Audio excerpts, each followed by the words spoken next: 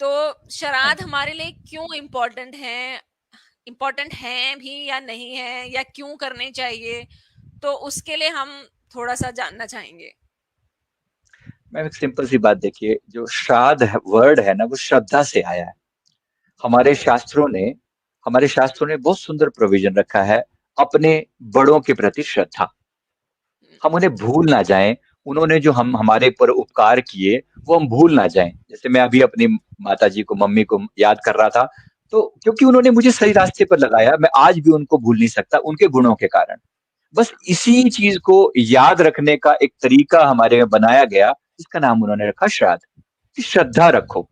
अब इसके साथ साथ कुछ रिचुअल्स भी जोड़ दी गई कि ऐसे तर्पण करो, ये तिल दान करो, ये ऐसे करो, ये पिंड दान करो, ऐसा करो, वैसा करो। देखिए मैं एनर्जी लेवल पर हीलर हूँ, तो मुझे बाय ग्रेस ऑफ गॉड मुझे सोल्स भी दिखती हैं, आत्माएं भी दिखती हैं, लोग भी दिखते हैं, एनर्जी भी पता चलती है कि ये कहाँ जा रहा है, किस तरह से। तो जितना मैंने इस इन्फॉर्मेशन को जाना है, जो लोग इस संसार से जा चुके हैं, हमारे पूर्वज, उनके प्रति श्रद्धा पूर्वक उनको भाव अर्पण करना, उनके प्रति धन्यवाद का भाव रखना कि आपने मेरे लिए जो कुछ भी किया, उसके लिए आप सबका बहुत बहुत शुक्रिया।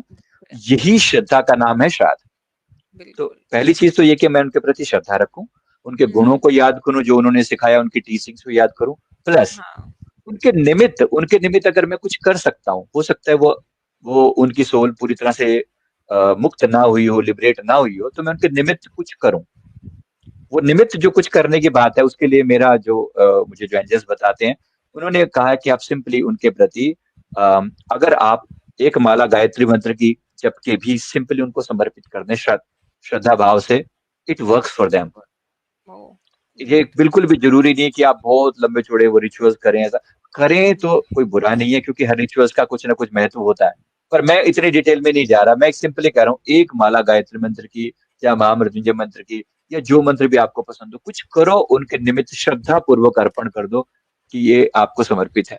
आप पाएंगे कि उनकी ब्लेसिंग्स आपको मिलती रहेंगी, क्योंकि अगर हम्म। बड़ों बड़ों की ब्लेसिंग साथ ना होना, जीवन में कई बार मैंने देखा है पितृ ऋण रह जाता है।